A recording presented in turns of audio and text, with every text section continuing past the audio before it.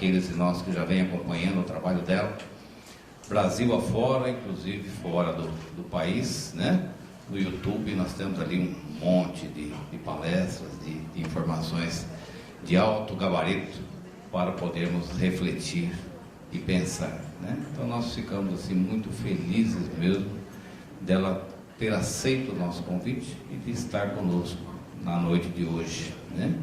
Como nós dissemos hoje à tarde, nós vamos aproveitar dela o máximo, né? Então, vamos tirar o máximo que a gente puder dos conhecimentos aí que ela vem adquirindo através do tempo, né?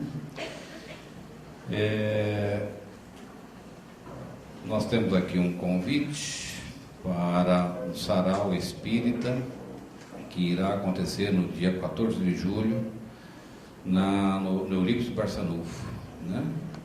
E das 14 horas, é isso? 14 horas. Aqueles que quiserem participar, então faça a inscrição, tem um pequeno valorzinho lá que vai ajudar no encontro dos jovens para a Cominoesp.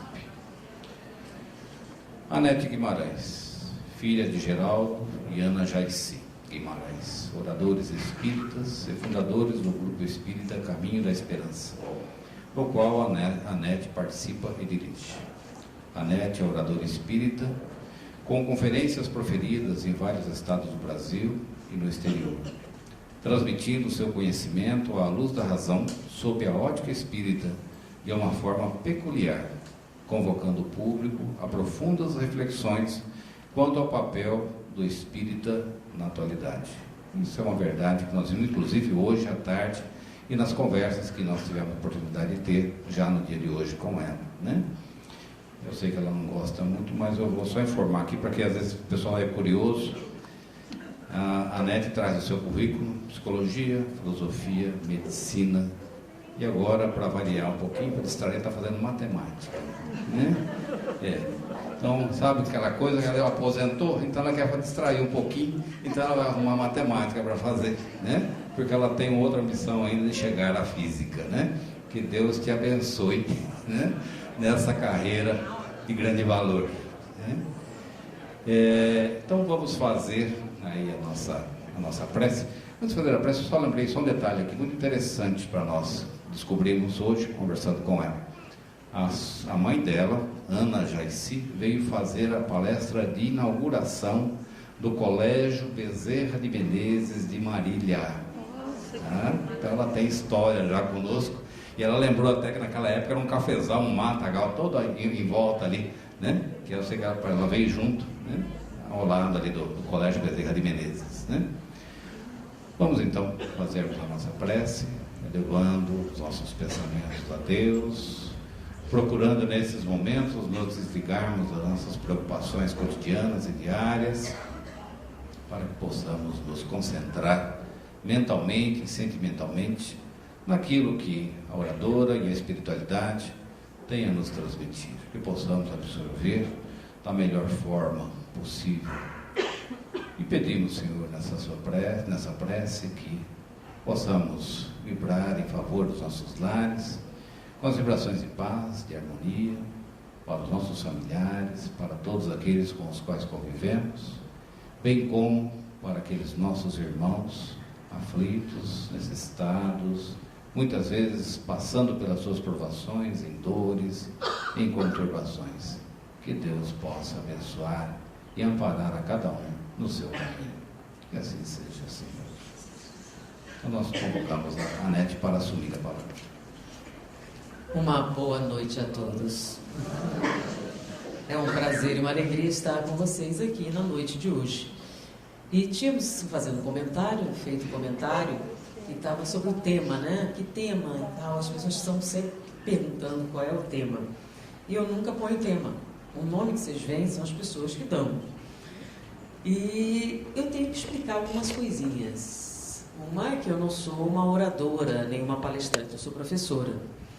E quando eu comecei a minha carreira de fazer palavra pública, eu não comecei no espiritismo, comecei na parapsicologia. Então, minha plateia era de ateus. Eram pessoas que a gente queria convencer de introduzir a parapsicologia no meio acadêmico. Então, eram pessoas que eram contra. Então, a gente tinha que estar muito bem preparado. E a gente não podia citar uma literatura que eles não pudessem aceitar. Se você não acredita em espírito, eu posso citar o Livro dos Espíritos? Se você não acredita na vida após a morte, eu posso citar André Luiz? Não. Então eu só poderia usar material que houvesse sido impresso, publicado em meios científicos, e não seria super interessante. Então, somente material acadêmico, porque a gente tinha essa proposta. Então, dizer, a gente não acredita de cima, não vale a pena pesquisar? E seja para você provar que não existe. Então, vale a pena, então era o nosso objetivo. Então, a gente partia do pressuposto que ninguém acreditava em nada, e a gente precisava convencer. E quando a gente se habituou com isso, a gente passou a usar essa forma de apresentar. E algumas pessoas comentaram, mas você não fala de espiritismo, você fala de outras coisas. E olha só, o que seria falar de espiritismo? Falar de Allan Kardec? Algumas pessoas assim, sim, mas dizer o quê? O nome dele? Onde ele nasceu, com o nome do pai, da mãe? Teoricamente, vocês têm uma reunião no centro para isso, não tem? Por que eu vou roubar o trabalho dos outros? Não é bom a gente dividir as tarefas. Esse é um papel da casa espírita. Então você vem nas reuniões doutrinárias que vocês frequentam, vocês vão ter essas informações básicas. Senão vocês podem usar o Google e perguntar. É obrigatório todos falarem do mesmo assunto? Porque o interessante é você vir alguém do Rio de Janeiro falar uma coisa diferente. Ou vocês vêm só para comparar com quem já fala aqui. Né? Criar uma competição, uma coisa assim, né? Então a ideia é você trazer coisas novas para debater.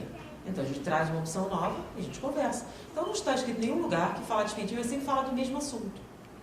Né? Isso é na igreja católica, no protestante, que só pode falar disso. Então o espiritismo ele é aberto às ideias, até porque o espiritismo é dinâmico. Tá? A proposta dele é que ele cresça. Então tem novas coisas acontecendo. Então nós criamos o hábito de pegarmos determinadas experiências que estão sendo realizadas e fundamentar a tese espírita, como a gente fazia com relação à parapsicologia, percepção sensorial, etc. Então a gente pegou esse hábito de fazer dessa forma. E como eu vejo poucas pessoas fazendo isso, não vejo por que a gente não continuar. Então a pessoa falou que eu não falava de espiritismo. Nossa, eu achei que eu falava o tempo todo de espiritismo. Meus pais são espíritas. E a gente fazia o culto no lar. Né? E um dos livrinhos que eu usava no culto do lar era o Pai Nosso, psicografia de Chico Xavier, né? Acho que é da Meimei, se não me engano. Então, explicava o que era o Pai Nosso. E, justamente, esse momento do Rio me trouxe agora um trabalho que está sendo realizado, muito interessante, que foi publicado agora em 2014. Mas, voltando a essa experiência, ela dava no culto esse livrinho, e em um determinado momento ela perguntou para o meu irmão do meio, Wallace, o que é tentação? Bom, primeiro, vocês sabem o que é o Pai Nosso, né? O que é o Pai Nosso mesmo? Bom, esse mau hábito eu nunca perdi, né? Como professora e dando aula à noite, se você não fala, o povo dorme. Então, às vezes está todo mundo acordado, e vai aquela pergunta. Então, o que é o Pai Nosso? É uma prece. O quê? Quem ensinou? Jesus. É importante? Muito importante? Não senti muita firmeza. Muito importante? Sim. Muito importante. Então, vocês acreditam que é uma coisa séria e importante? Sim. Por que foi que ele ensinou essa prece? Com que objetivo?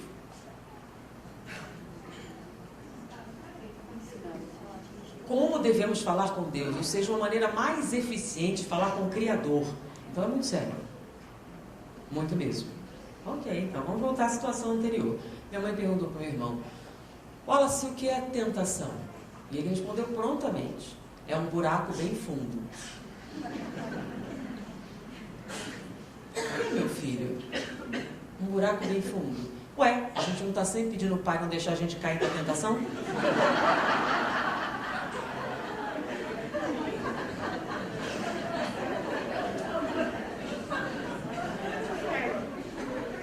Filosoficamente até profundo.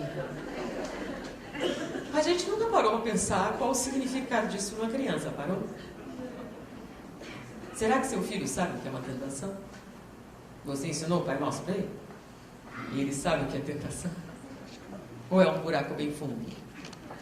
Mas essa cena me veio à memória porque eu estava fazendo uma consulta médica, então estava a TV lá passando um programa protestante, numa TV protestante, e num determinado momento o repórter falando com crianças, né? chegou para o menino e perguntou: meu filho, você sabe que o demônio existe? Sei. E você sabe como ele é? Sei. Como é o demônio? É o homem do saco. Por que, meu filho, é o homem do saco? Não, a gente sabe disso. Deus diz que é o homem do saco. Como assim Deus diz que é o homem do saco? A gente está sempre falando para ele nos proteger do mal, amém. É. E nos livrai-nos do mal, amém. É. Querem que eu traduza? E nos livrai do mal, amém. Do mal, amém. O homem do saco. E várias crianças concordaram com eles. Devem ter conversado sobre isso. E o mal, amém, é algo muito perigoso. Porque o pai tem que nos proteger do mal, amém. Isso, junto com a tentação, que é um buraco bem fundo, nos chamou a atenção sobre... O Pai Nosso é realmente importante? Realmente importante? Então, o que é tentação, gente? Tentação é uma coisa ruim? Bom, se fosse ruim, você não... Se fosse ruim, você não estaria tentado, estaria? Então, normalmente a tentação tem que ser alguma coisa o quê? Mas o que é a tentação? Qual o significado dessa palavra? E olha só, vocês rezam todo dia. Não nos deixeis cair em tentação e não sabem o que é. É um buraco bem fundo para vocês. É isso? É um buraco bem fundo? Bom, outra pergunta. Qual é a tentação que a gente deve evitar? Ele especifica na prece? Não nos deixeis cair na tentação do dinheiro. Não. Do sexo. Do poder. Não. Qual tentação, então? Todas. Sundae de chocolate incluído. Ele especificou qual era? Então é qualquer uma? Não, algumas sim, outras não. Quais a gente deve evitar e quais a gente deve deixar para lá? Isso não tem problema. Mas é uma tentação. Mas ele especificou qual era ou ele disse qualquer uma? Quando ele não especifica, você escolhe. Por exemplo, essa aqui é uma boa. Eu vou casar mesmo? Não é um problema, é? Não, né? Entenderam o que eu estou falando? Essa mesmo. Não é um problema, né? É igual sundae de chocolate. Depende. Ué, você disse que pode escolher? Porque não especificou, você escolhe qualquer uma, certo? Não, ou eles são todas? O sundae de chocolate incluído junto com essa.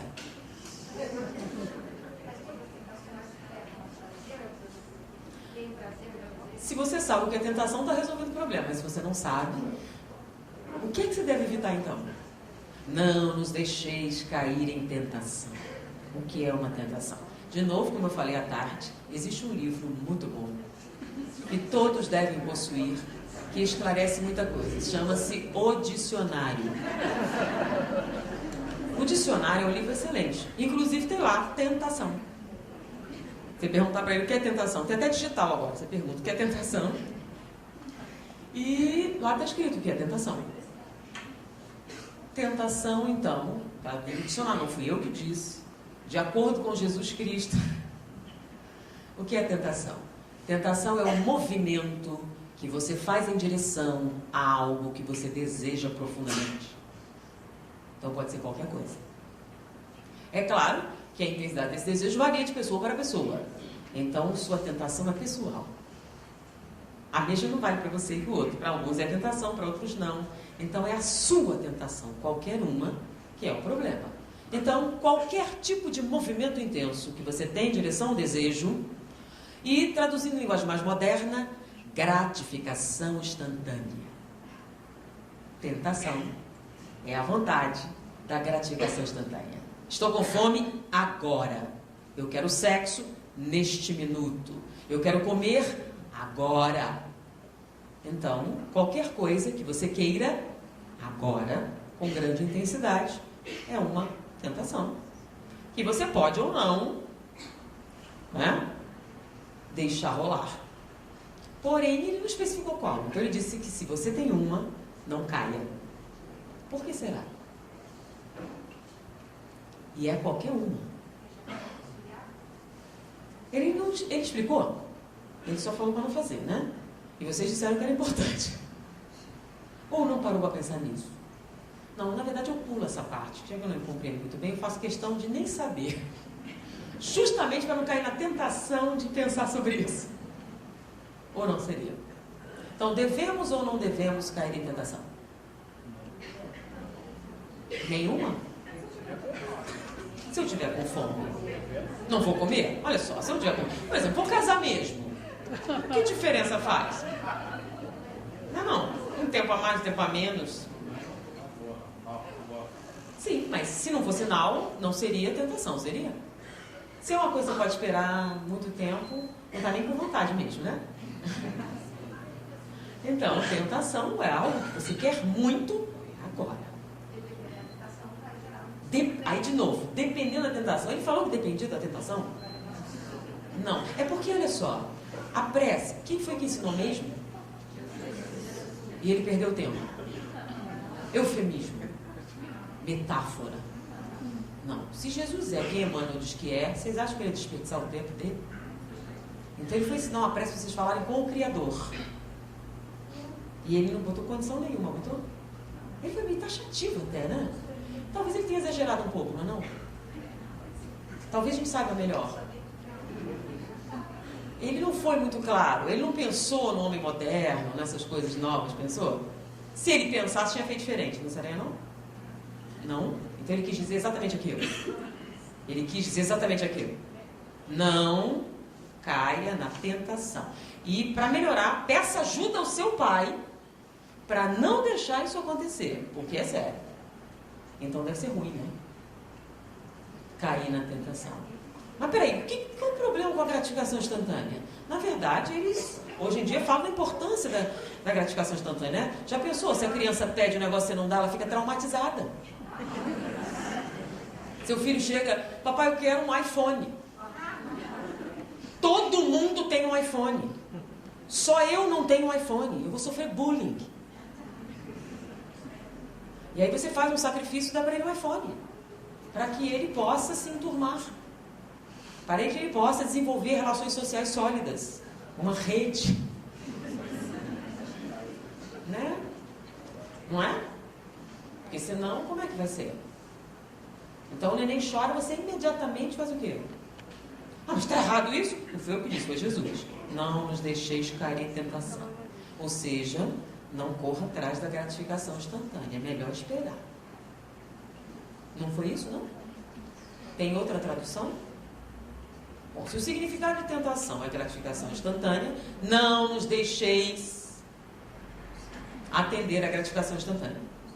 Ou seja, é melhor esperar. O quê? Qualquer coisa que seja o que você quer. O que o vizinho quer não adianta. É o que você quer. Bom, e daí? Está certo ou está errado? O que a gente não faz, então? Pois é. Devemos ou não cair na tentação? Devemos? Bom, é aí que fica interessante, né? Na década de 50, 60, um pesquisador resolveu fazer um teste com crianças de uma creche entre 4 e 5 anos de idade. Tá? Esse teste passou a ser conhecido como o teste do marshmallow. Na verdade, não chama assim, foi um repórter Times que deu esse nome. Então, o teste consistia no seguinte: ele colocava a criança numa sala, com uma mesa, uma única mesa, nenhuma decoração, e oferecia para ela, não era marshmallow, era o seu doce favorito. Esse doce é seu. Já é seu. Você não precisa fazer nada. É seu. Porém, se você esperar eu voltar para comer, além desse, você ganha outro igual. Você vai ter 2. Ou seja, era um problema ela comer o doce? Não. Era desonestidade ela comer o doce? Não. O doce já era dela. Tá? Não havia nenhum problema, nenhuma condição.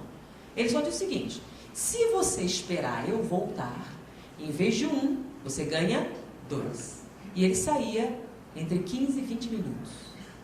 e deixava a criança sozinha com o doce na frente dela e mais nada para distrair. O que vocês acham que aconteceu?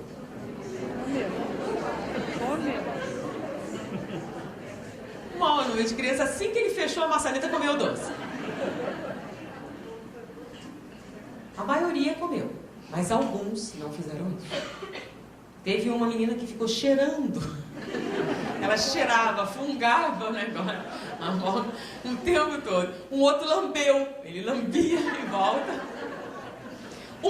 Esse tadinho, ele abaixou nos cantinhos e ficou fiscalizando todas os rodapés da sala, dando voltas para não olhar para o doce. Ai, que dó! Uma mastigou os cabelos, ficou de cabeça para baixo, tentou bananeira, fez tudo para não olhar para o doce. Ou seja, menos de 20% não comeu o doce. Esperou ele voltar. 80% deles caiu em tentação. Né? As 20% resistiram. Mas o que acontece é que depois do teste, que foi bastante criticado, esse pesquisador acompanhou as crianças por 50 anos. Durante 50 anos, ele acompanhou o desenvolvimento dessas crianças, comparando o desenvolvimento daquelas que resistiram com aquelas que não resistiram. Ao final de 50 anos, ele fez um relatório, dizendo que havia diferenças fundamentais no comportamento dos dois grupos. A questão é, Tostines vende mais porque é fresquinho ou é fresquinho porque vende mais? A questão é que as diferenças eram tão significativas e tão radicais que ele propôs. Essas crianças tiveram um comportamento diferente porque tinham cérebros diferentes, ou eram geneticamente diferentes, ou alguma coisa que elas fizeram as levou a manter essas diferenças. Então, a segunda parte da pesquisa levou 10 anos. Um grupo de neurologistas avaliou a cerebração daquelas crianças, já eram adultos, para ver se elas tinham diferenças cerebrais, estruturais ou genéticas. Genéticas não, mas cerebrais e estruturais sim, elas tinham diferença. Bom, elas tiveram aquele resultado por causa da diferença ou a diferença aconteceu por causa do resultado? E aí vinha a terceira parte da pesquisa, que ele já não podia fazer, que ele já estava idoso, mas a sua filha assumiu. E durante 4 anos, ela pegou crianças e treinou em adiar a gratificação instantânea, para ver se eles iriam desenvolver a mesma anomalia presente nas crianças originais.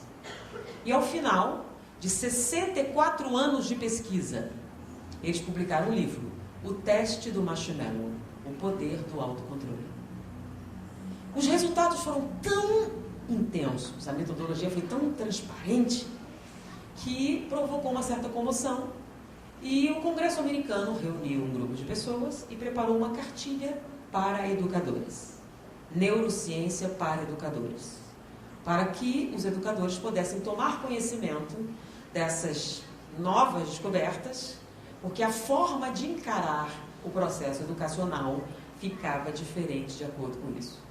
O livro saiu em 2014, tá? E a cartilha em 2015. E por incrível que pareça, nós já traduziram para o português, né? Então já tem Neurociência para Educadores disponível, para as pessoas entenderem um pouquinho sobre o que é que essas propostas estão fazendo diferente. Bom, mas o que foi que ele descobriu? Algo estarrecedor. Ele descobriu que as crianças que resistiram à tentação eram 32% mais inteligentes, eram mais criativas, mais adaptáveis socialmente. Bom, é óbvio, tinham casamentos mais duradouros, né? Mas tá meio óbvio, né? Resistir à tentação faz parte. Eles eram mais capazes de manter a calma sob pressão. Diante disso, numa crise, eles eram muito mais resistentes a perder o controle das suas emoções do que em outras circunstâncias. Ou seja, eles eram muito melhores do que quem não resistiu à tentação. Mas a pergunta é, por quê? Lembram? Tostines vende mais porque é fresquinho ou fresquinho que vende mais? Eles eram diferentes e por isso tiveram esses resultados? Ou eles tiveram esse resultado em virtude da comportamento diferente? Bom, estudando a celebração deles, eles notaram a diferença. Uma diferença significativa. Então, Aqueles que resistiram à tentação tinham alterações nos seus neurotransmissores. Em algumas áreas havia um desenvolvimento bem maior, tá? E alguns neurotransmissores estavam mais presentes do que outros. Era por isso que eles resistiram à tentação? Nasceram assim? Eram especiais? Bom, sua filha desenvolveu um experimento que era pegar as crianças e treiná-las em adiar a gratificação. Equivale a dizer o seguinte: então o bebê chora. Em vez de automaticamente atender, aumentava cada vez mais o tempo antes de atender. Tá? E fazia isso e as crianças começavam então a verificar que elas seriam atendidas, mas não no tempo imediatamente equivalente. Então ela foi cada vez mais adiando a gratificação instantânea, criando dificuldades. Tá? Não, olha só, não é você tirar da frente, aí deixou de ser tentação, tá? É, apesar do desejo, aprender a esperar pacientemente, tranquilamente, para saciar os seus desejos. O nome disso é adiar a gratificação instantânea. E o resultado foi estarrecedor. Elas começaram a desenvolver a mesma alteração química que fazia com que sua capacidade intelectual aumentasse. Sua eficiência no aprendizado e criatividade aumentasse. Por quê? Porque o treinamento em adiar a gratificação aumentava a eficácia da dopamina. A dopamina é o neurotransmissor responsável pelo autocontrole. É o que controla os nossos impulsos e que nos permite ser racional em meio aos problemas. Quem não tem a mesma função da dopamina é aquela que se descontrola sob pressão. É aquela que não é capaz de controlar suas emoções. Pessoas treinadas em adiar a gratificação são capazes de fazer isso. É a tal famosa inteligência emocional. A inteligência emocional está ligada diretamente ao adiamento da gratificação instantânea. Mas como isso acontece? É simples. Toda vez que a gente tem um desejo, qualquer que seja ele, nós produzimos o que chamamos de catecolaminas. Então, por exemplo, fome. A fome é uma sensação agradável? É ruim. Mas como é que funciona a fome? Então vamos imaginar que você tem uma baixa energética. Então você está com pouca energia.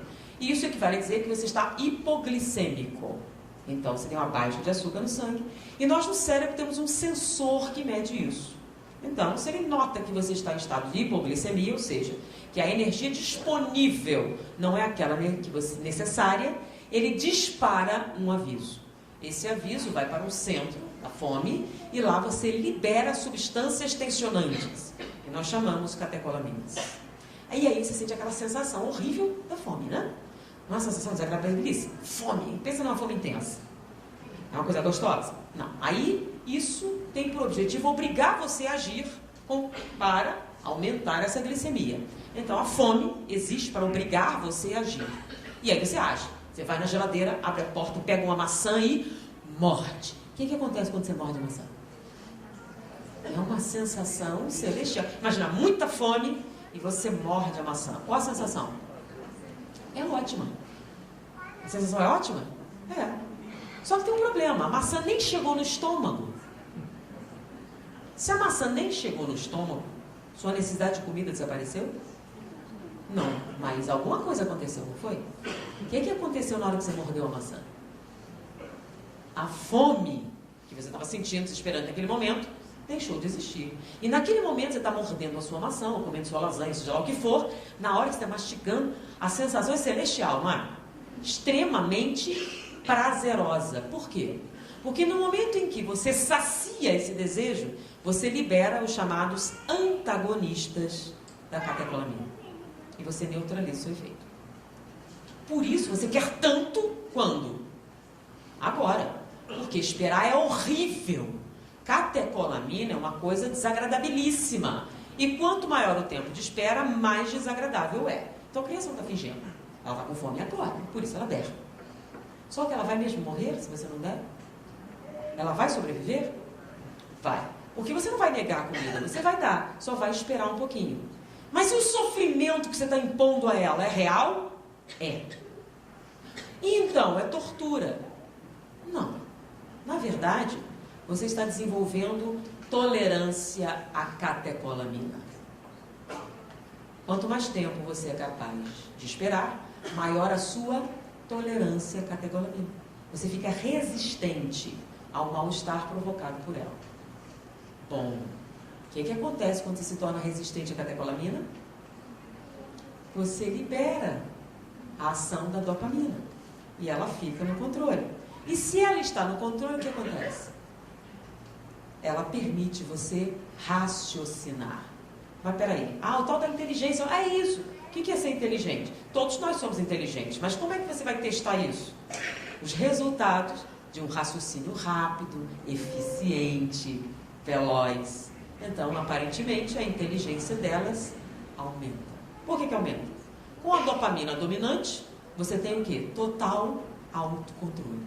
E com total autocontrole, em vez de chorar, gritar, espernear no shopping, chamar a atenção de todo mundo, você raciocina e pensa. E quando você raciocina e pensa, normalmente obtém resultados positivos, não? Então, no trabalho, né, no casamento, na relação, ou, por exemplo, no Afeganistão. Porque olha o problema. Eles estavam analisando soldados que participaram dessas guerras recentes, né? Então eles estavam estarrecidos com o número de soldados com estresse pós-traumático. Mas coitados, eles foram para a guerra.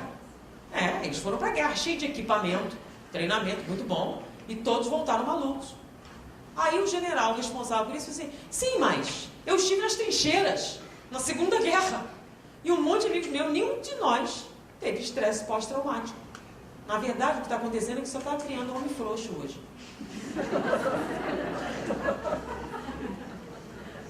Nós estávamos lá sem equipamento, sem treinamento adequado, sem nada, e ninguém veio com frescura. Não fui eu que disse, foi o general, né? Bom, e ele estava falando, não é possível. Então, não é possível. O que ele estava dizendo? As pessoas simplesmente não conseguem lidar com o desconforto, com a frustração, com a impossibilidade. Perdeu o emprego, resolve se matar. Não conseguiu a promoção, entra em depressão profunda. É por quê? Porque a sociedade moderna é muito terrível? Não, é porque o que acontece quando você dá tudo que a criança quer na hora que ela pede? Ela fica o quê? Qual é o nome que a gente dá? E o que acontece quando ela cresce? Isso se reflete em quê? A total incapacidade de lidar com a catecolamina. Toda vez que ela é liberada no sistema, ele entra em pânico. Por quê? Porque é horrível. E você sabe que quanto mais velho você fica, mais sensível. E como você não foi treinado na infância, na tolerância, você desenvolve intolerância à catecolamina. Basta liberar para você entrar em parafuso. Você entra em desequilíbrio de neurotransmissores e dá origem aos transtornos bipolares, transtornos depressivos, transtorno psicótico, com a maior facilidade. Então, ele supõe que a nossa tendência a transtornos mentais vem da falta de disciplina na infância. Equivale a dizer que resistir à tentação é uma boa. Porque se torna um ser humano mais eficiente, mais capaz, mais apto a lidar com seus problemas, mais apto a se integrar em sociedade, um melhor líder, uma melhor pessoa. Bom, ele confirmou isso sim. As crianças que começaram a treinar em adiar a gratificação começaram a ter desempenhos escolares melhores. Porque na experiência original, o que ele notou? Por que chamou a atenção? Aqueles que resistiram à tentação tinham notas melhores, melhores desempenhos escolares, tinham menos problemas sociais, menos transtornos comportamentais. O que tem a ver uma coisa com outra? Tudo. Então, se você é treinado na gratificação instantânea, você simplesmente não consegue lidar com problemas. Não consegue lidar com a fome. Isso ocasiona alguns transtornos, por exemplo, né? Eu falei que a fome é desagradável, né? E você come um pedaço de bolo. Na hora que você está comendo, é maravilhoso, não é? Terminou, você continua com fome. Aí você come o segundo pedaço de bolo. E quando você está comendo, é ótimo. Quando termina, você continua com fome. Você come o terceiro pedaço. No sétimo, você está até aqui, está quase vomitando o bolo. Mas você continua com fome. Por quê? Essa fome é real? Tanto é real que você dá um moderador de apetite, funciona, não fica magrinha. Mas depois o que acontece? A fome é real. O que acontece é que a fome que ela está sentindo não é de bolo, é de outra coisa. Por exemplo, alguém que sofre de falta de atenção, né? Você tem um parceiro e não te dá atenção. Aqui, deixa pra lá, vamos no shopping fazer compras. O nome disso é compensação. Então, na hora que você está ali comprando, você se sente ótima. Só que quando termina, está cheio de dívidas. E comprou um monte de coisa que você não precisava. Mas você volta e faz de novo. Por quê? Você não consegue lidar com a catecolamina. Você quer aliviar. Serve qualquer coisa. Inclusive a compensação. Você tem desejos sexuais não satisfeitos. Comer bolo é tão bom quanto. Vamos comer bolo. Você fica obesa e com os mesmos problemas anteriores. Talvez até piore. E resolveu o seu problema. Então, por que você faz isso? Porque você não consegue lidar com a catecolamina. Então, serve tudo para aliviar os sintomas do desejo premente. Então, por exemplo, vou casar mesmo, né? E se não casar? Você pode mudar de ideia? Talvez possa, né? Por exemplo, na codificação você tem os casamentos de provas, casamento de expiação, casamento feliz, não tem? Só que tem uma modalidade nova que não está lá, porque é moderna. É o acidente de percurso. O que é um acidente de percurso? Você vai para um bar, enche a cara e deu no que deu. Estava no programa? Não. Mas você vai ter que lidar com isso. Por que você fez isso? Vamos ver que isso é uma incoerência. É uma forma de compensação, uma forma de fuga. E você faz isso porque não consegue lidar com a catecolamina. Vamos lá. Muitos de vocês comeram antes de vir para cá, não foi? Todos escovaram os dentes? Eu não trouxe minha bolsa, mas eu tenho um paletó, uma escova de dentes. Alguém quer emprestada? Tá limpinha. Eu sempre lavo depois de usar. Alguém gostaria de me emprestar? Vocês sabem a importância da higiene bucal? Depois de comer e tudo. Não querem emprestar? Eu vi o povo comendo aqui, mastigando, tomando Coca-Cola. Querem escova emprestada? Eu uso Listerine e tenho um programa, tenho assistência dentária. Não querem emprestar? Por que não? Por que não? Cada um tem que ter a sua pessoal. Mas qual o problema? Está limpa. Eu não sou possessivo, eu empresto. Qual o problema? É um problema? Eu vejo que estou fazendo cara de nojo, estou dizendo que é limpinha. É anti-higiênico. Olha a cara de nojo que você está fazendo. Anti-higiênico. Sim. Vocês concordam com isso? É anti-higiênico, pessoal, etc? Ok. Vocês são tão hipócritas e incoerentes, né? Vocês vão numa festa, deixam uma pessoa estranha enfiar a língua na sua boca e não acham estranho.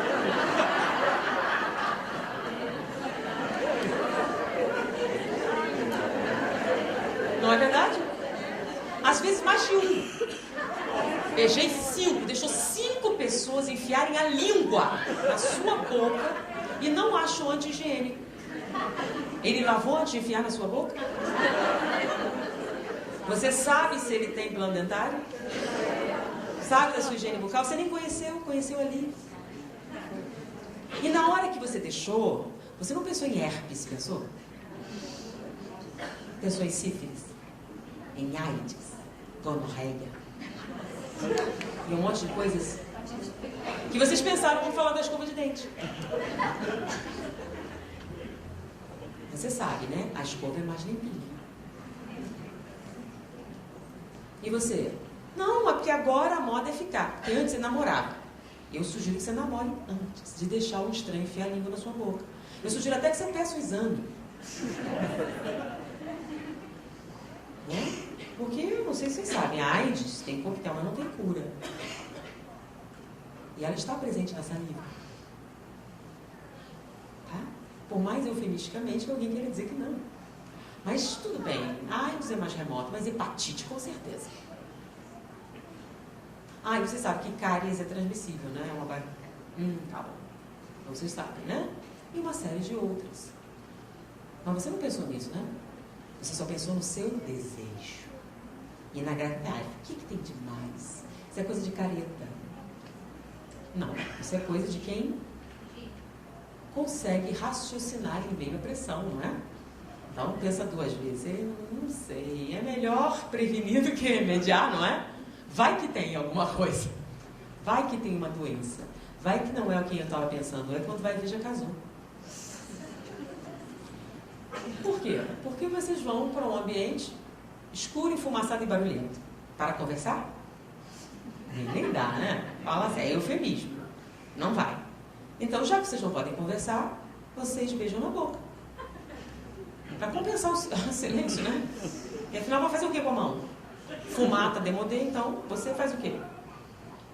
Beija e faz o que der, né? Com uma pessoa que você não conhece bem.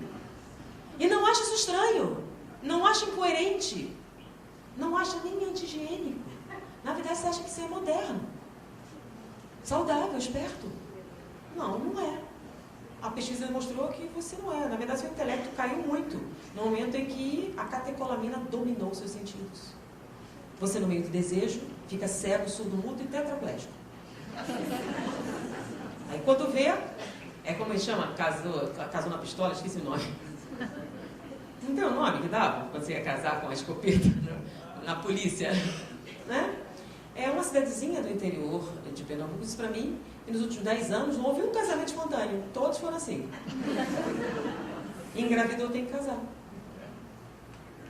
Não é assim, não? Espontaneamente.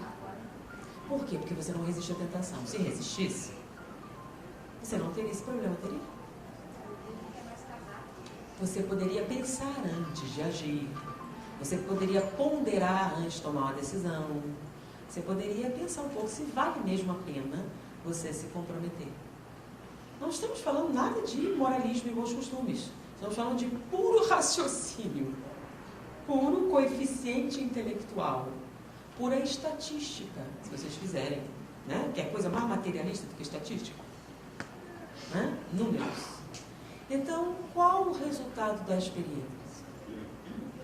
Resistir à tentação é uma das melhores coisas que você poderia ensinar às suas crianças. Farão com que elas se tornem seres humanos melhores, mais eficientes, mais inteligentes, mais criativos, melhor equipados para lidar com os problemas futuros, né? A gente está tendo escassez de um monte de coisa. Problema não falta na vida, falta. Você está preparando eles para lidar com isso? Ou está preparando eles para se jogarem no chão, espernearem e gritarem como fazem hoje? Dá para arrumar depois de velho?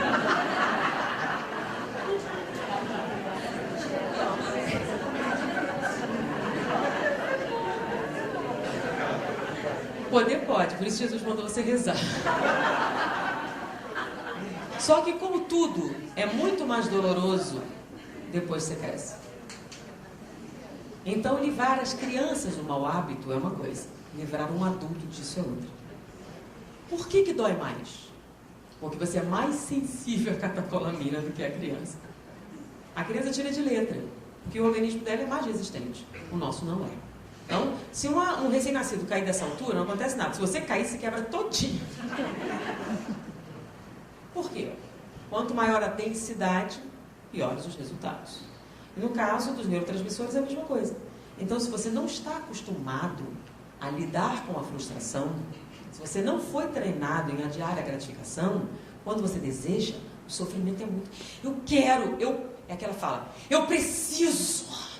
Ela fala assim, parece drogas. Você está falando de namorado, eu preciso de um homem. Você assim, você fala assim porque você não é normal. Você que tem esse fogo, eu que não sou normal. Eu preciso de um relacionamento, não importa que porcaria seja. Eu preciso estar em um. Aquele negócio, antes só que mal acompanhado? Não, é porque você tem problemas. Como pode ser isso? Onde está a lógica dessa fala, gente?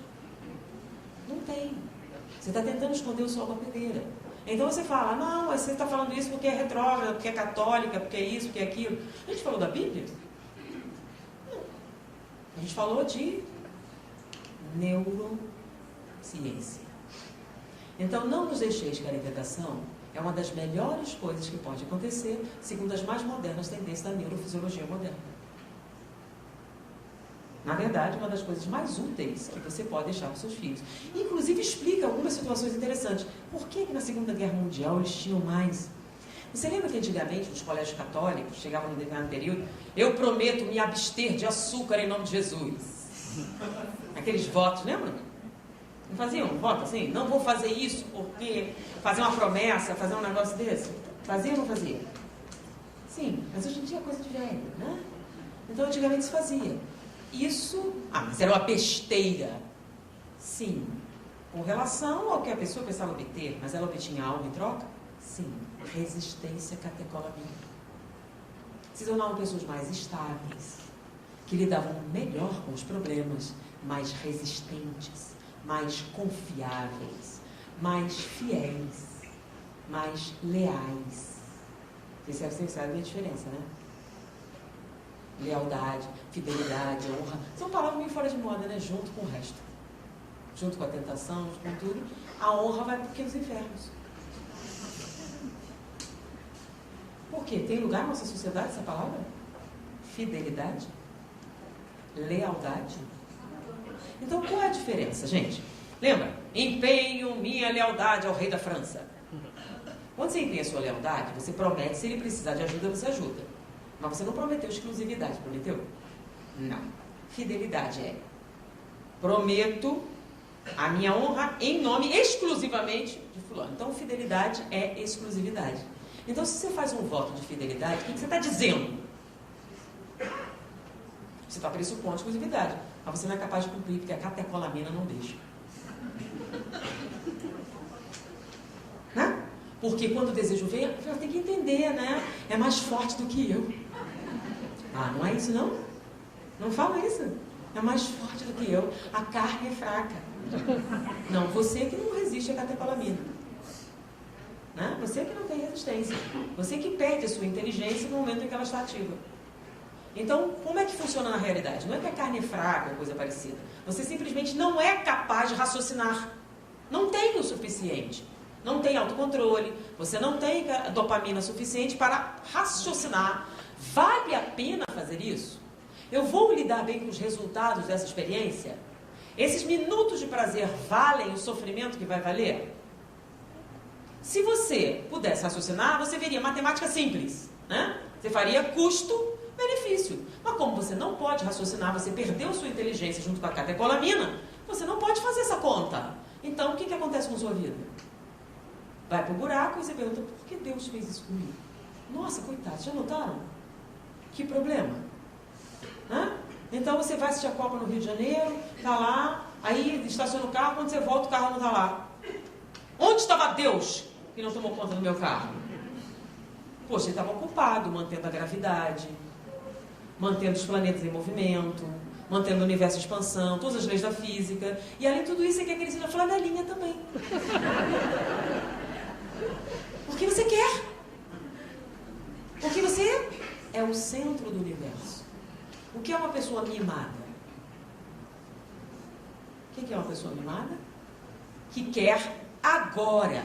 Os outros não importam.